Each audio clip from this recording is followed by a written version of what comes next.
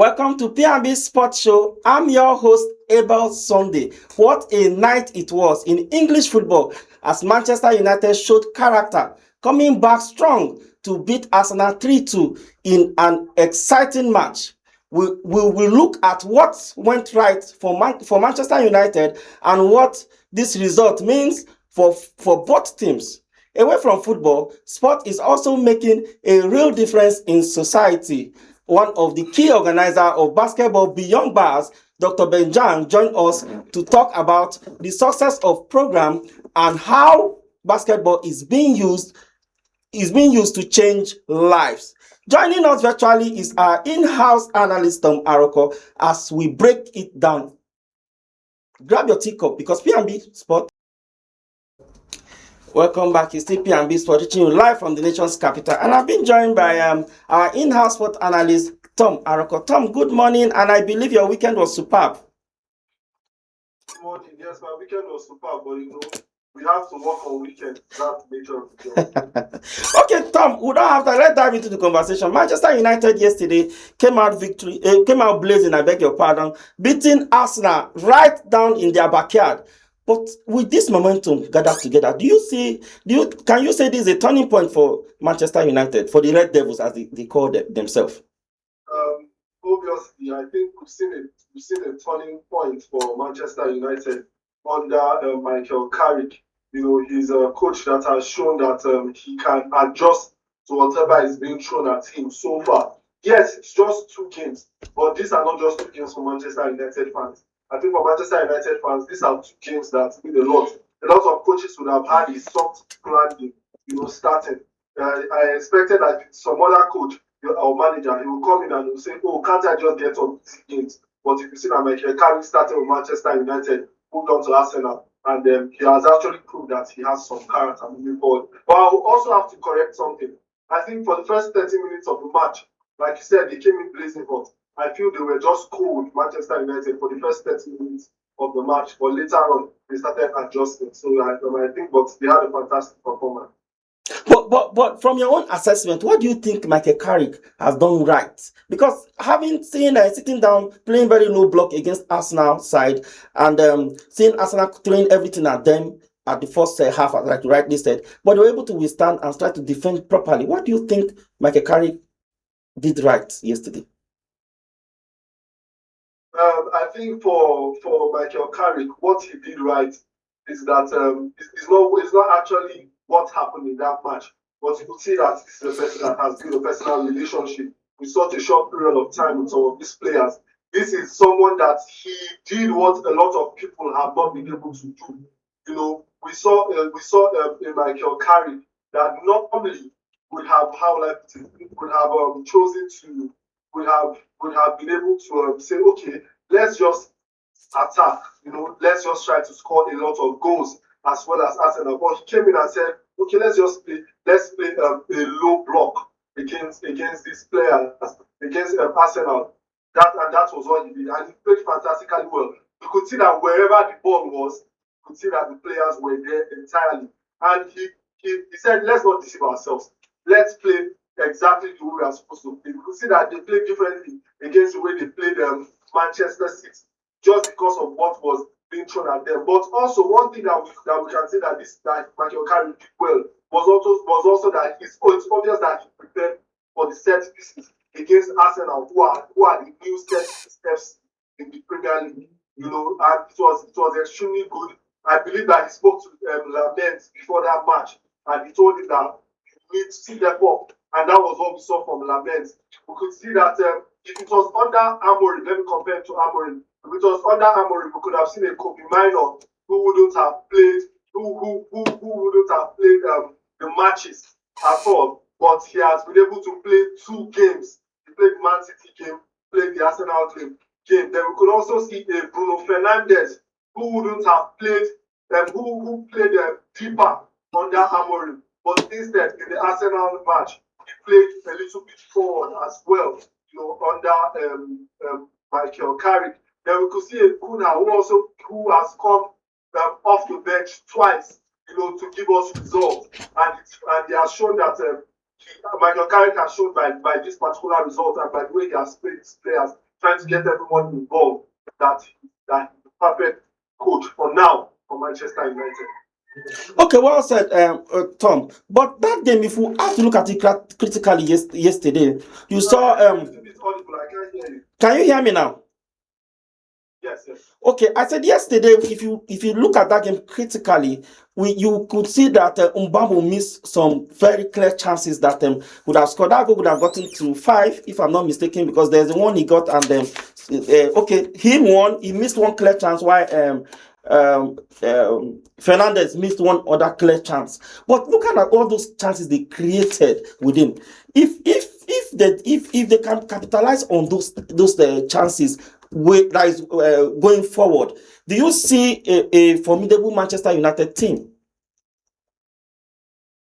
I think we've been complaining about something for Manchester United for a very, very long time. Sometimes we have some of these chances coming, but they do not make use of it. But when you look at the first goal, I think one thing that we have to take note of, I said this, I said the first 30 minutes of that match, Manchester United, they were completely off. They were out of that match. But when you see the goal that Mbemu scored after Martin Zubimendi's mistake and he put the goalkeeper on the floor and netted the ball, you could see that immediately after that, Manchester United were a different team entirely. See that they used more of the opportunities they had. Immediately they came in playing a low block. The first thing I said was we are going to see a lot of counter attacks. The only thing that we should hope is that these players can be able to score these goals. But I think they did fantastically well. So when you talk about the performances of these players, I think the first 30 minutes they were out of it. But then when they went after the first half, when they came in for the second half, you could see that it's like Carrick just said, boys, I think we have to play the way Manchester United is supposed to play.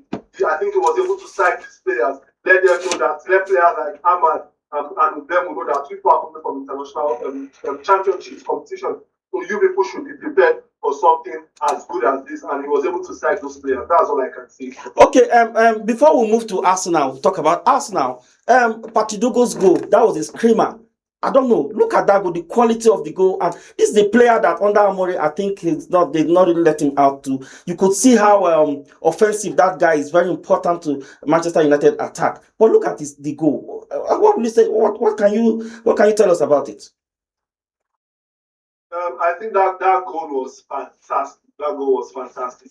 The moment the ball touched his leg in mid-air, I did not expect that was his broken. But I could only hope, and I think that this is a player that even against Manchester City, he also had a goal, and he has not been given enough chances like we expected under Amorim. But right now, he's somebody that you can't take it away from him.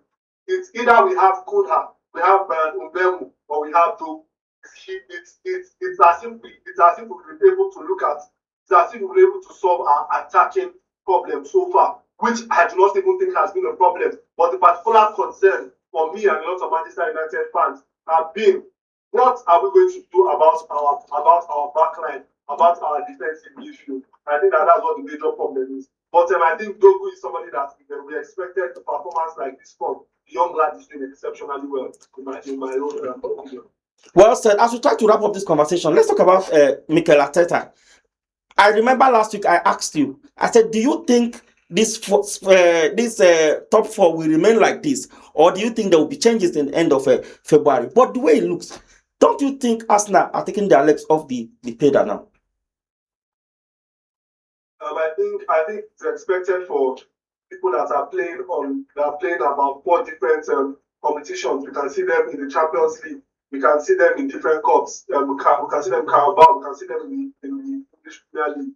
So you expect a lot of pressure from them. But I think they are suffering the same place that Man City are suffering from, which is that they've become extremely predictable. And they've decided, I think against the Manchester United side, they decided to play more positional players like Saka, Trossard, and Odegaard instead of more distinctive players like Eze, Madueke, and Martinelli for the most of the match. And then especially when they were 2-1 down, I expected Arteta to say, okay, these positional players, they are not playing well. Let's bring AC, let's bring Matt, let's bring Martinez in at once. That is what I would have loved to see, but that is not what we got, because I felt that what we needed, and what Arsenal needed was more spontaneous players. Because when you look at it, you are looking at a Victor Gyökeres who has about 0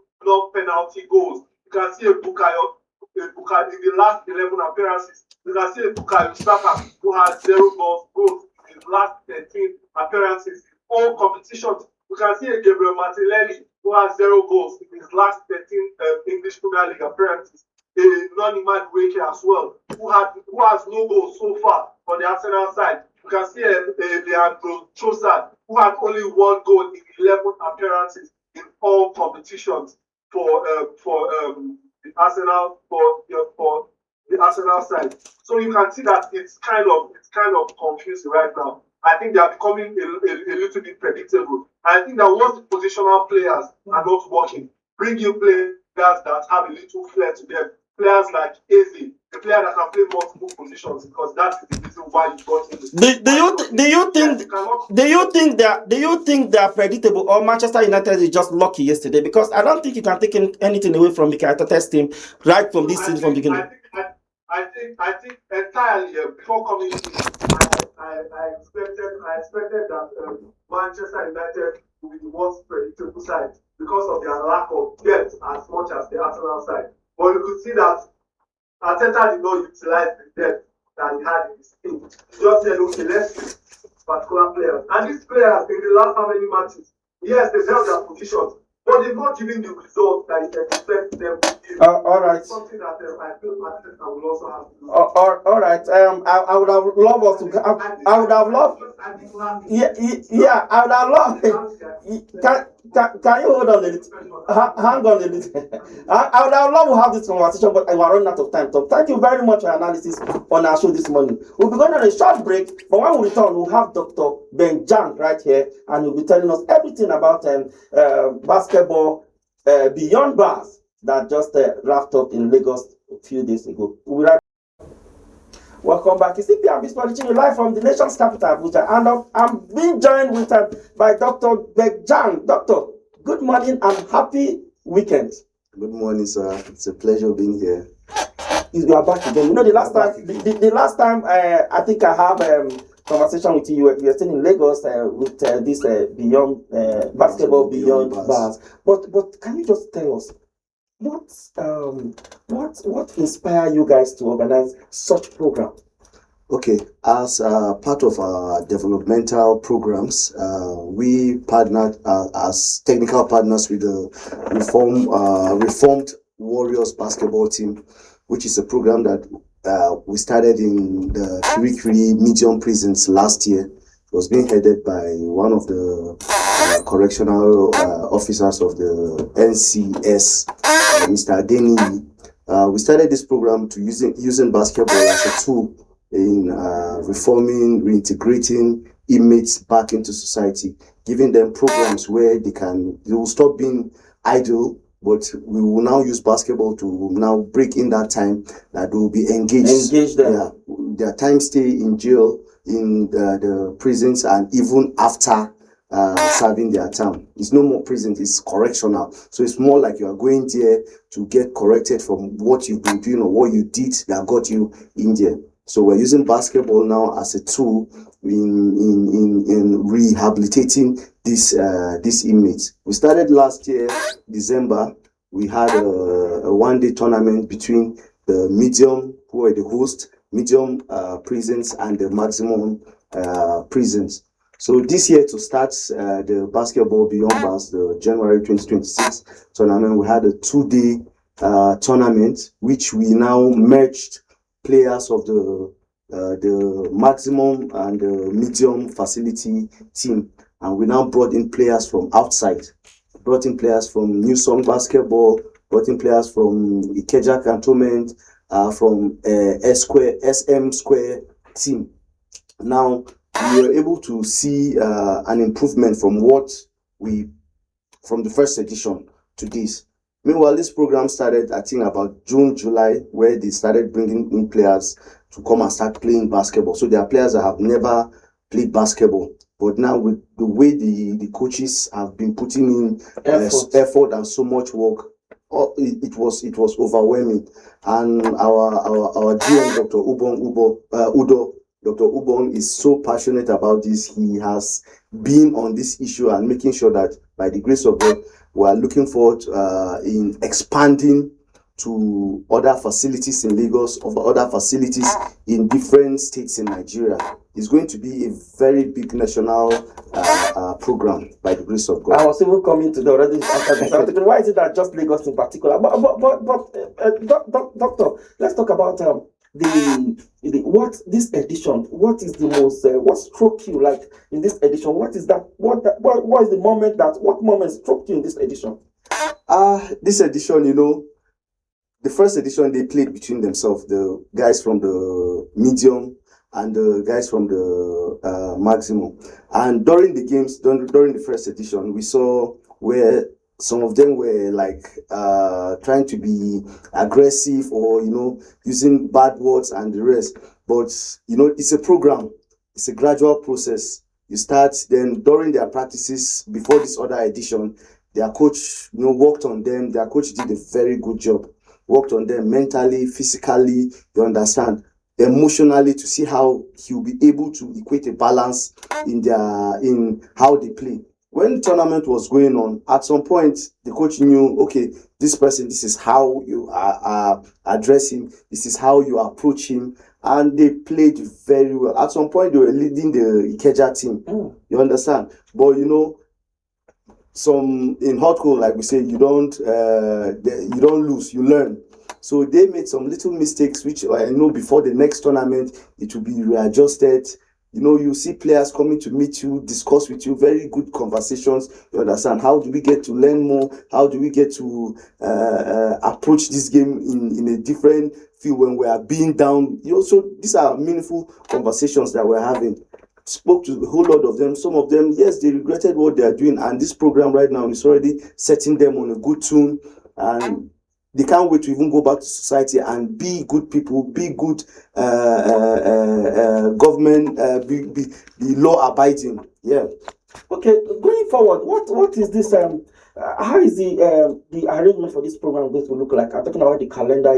How is it going to? Is it that you're going to play it once a year or twice in a year, or how going forward? How will the calendar look like? So to make this sustainable, we're trying to see how we make it quarterly. We don't want to overstretch it so that it can be sustainable. In sports, the main issue is for it to be sustainable. We are still trying to work out with a few organizations to see how we can get little backings, assistance. Yes, we had a few that came in. The Igoche Mark Foundation did a little donation to us. We had little other donations from different areas. Hotco have done very well. We are still working with we are going to write more letters to other organizations and see how we can bring in other organizations into the program. More arena too. We are talking to them from the different sectors. We're very open, and we are still writing more letters to making it a national program, because not just Lagos. In Lagos, we have how many facilities in Lagos, the prison facilities. So we are trying to see how we can engage other states. You understand? Abuja here, I think they have just a half court, but we are trying to. So now we are still going to move to infrastructural development in the prisons, building courts for them. We had the head of the female correctional facility. She came for the program and said, why are the ladies not being involved? Yeah. And Hotco, we are so gender sensitive. So we are still trying to see how we can work out modalities to get a court for them. If we can't get a court right now, we might start. They have a volleyball, football.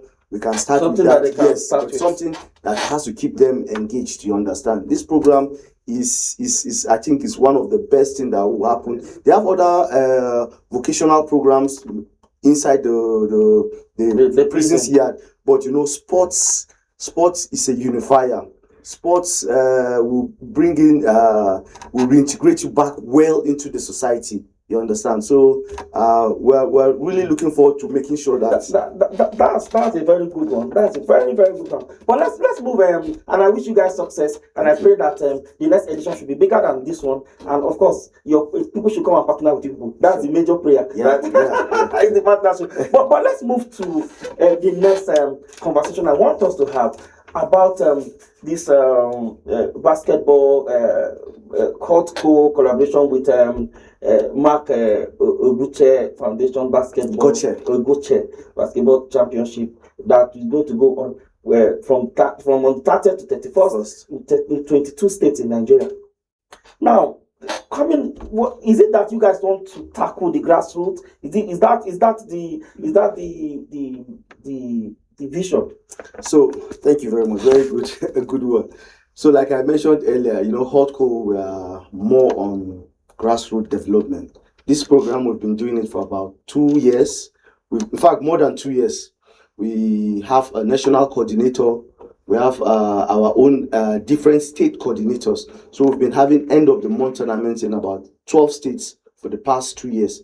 But to accommodate more states last year, we had to pause a little to get more resources, making sure that we are able to accommodate more states. But partnering with Igoche Mark Foundation has been one of the best things. We've been working for years together with Igoche Mark, and this year we said, okay, let's make it bigger. We're having about 22 states. This is the first time in sports history where a tournament will consecutively go on in the whole 22 states in Nigeria.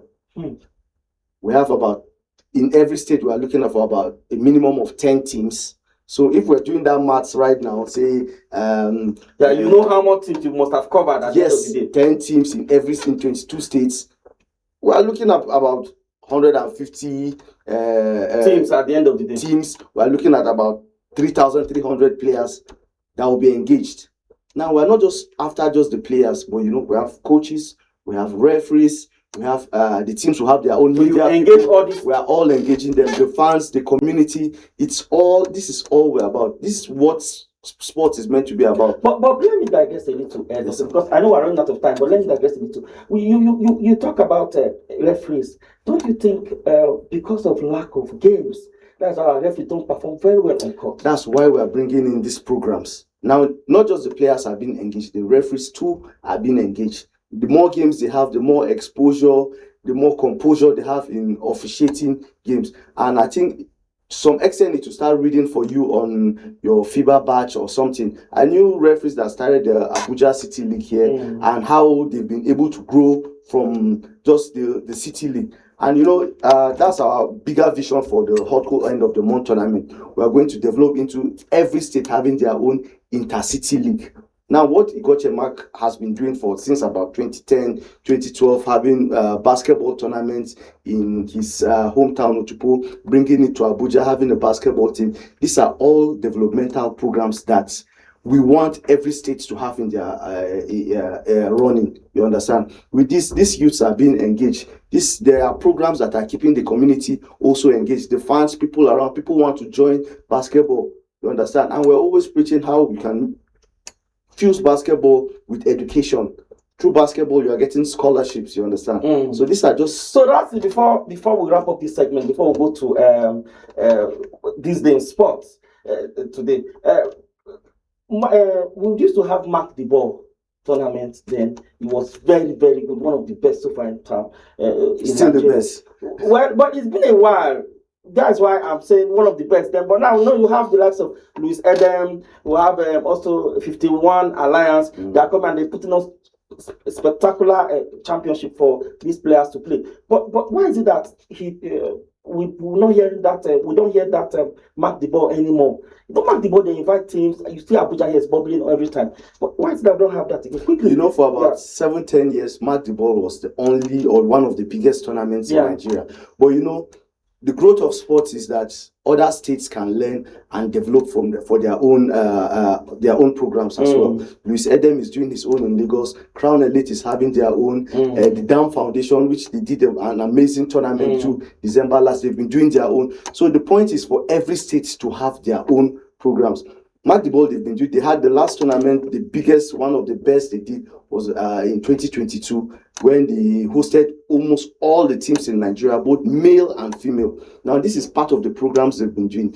Yes, they had a little issue, but that they couldn't do it at that level for a few years, but they've been collaborating with other organizations like Hotco, the Adamak Foundation. They've been doing different programs, but not at that level, but they've still kept it a little bit sustainable. Now, what the collaboration between Hotco and the Igor Chemak Foundation is just a continuation, but on a bigger level. You understand? Now we're engaging every state in their own state. We're not bringing them together this time. We're trying to be innovative, seeing how we'll have them participate in their own communities. We will not be moving about every state, but we already have our trusted coordinators. Our national coordinator, Mr. Franklin Boniface, is there to make sure that everything works seamless and very beautiful.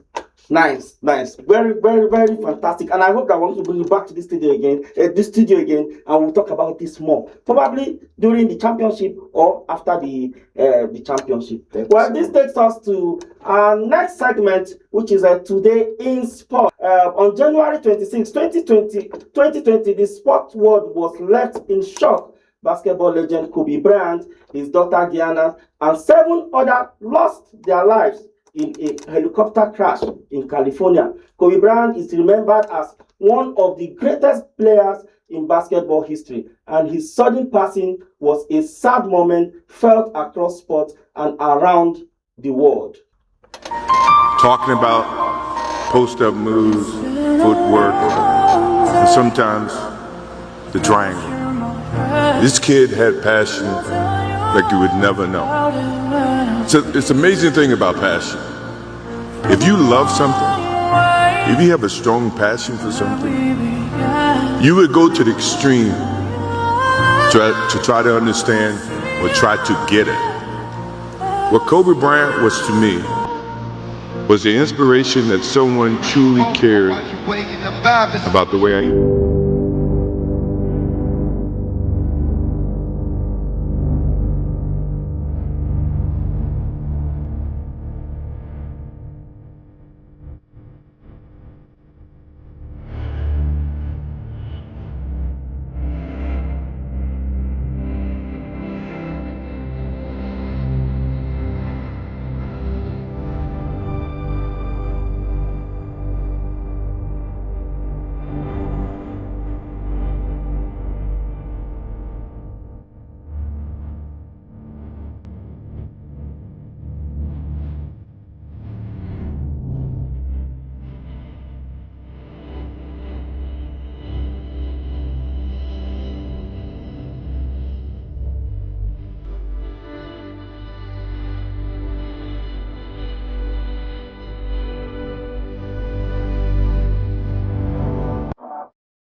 That brings us to the end of today's edition of P&B Sports Show. Many thanks to our guest, Dr. Bekjang, for sharing insight and basketball behind borders, and to our in-house analyst, Tom Aroko, for his analysis. You can connect with us on all social media platforms, on YouTube and Facebook at Politics&BusinessTV.English, on IG at PNBTV_English, on X at PNBTV_ENG.